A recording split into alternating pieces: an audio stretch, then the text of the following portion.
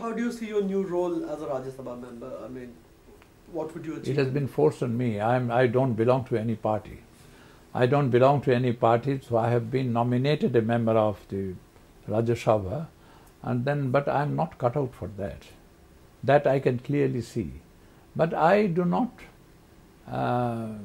despair for being in the Rajya Sabha. At times I go there, but so I stay there for 3-4 days and then watch people talking.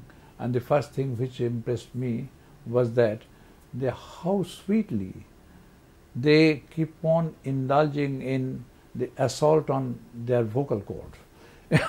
They have everything with themselves. They have a microphone, they have the switches and all. But even then, they have to shout. And this reminds me of a film by Chaplin, great dictator.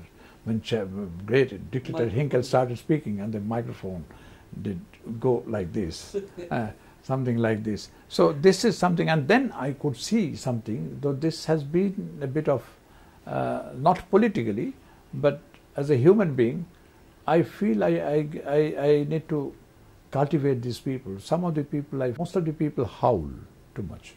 But there are people also whom I find to be very precise, whom I found to be very strong, but at the same time very dignified. Very dignified. This is something which I wish I could imbibe in myself, such quality. It would have been great for me in my own area. And well, I am there, but to be very frank, I don't get involved.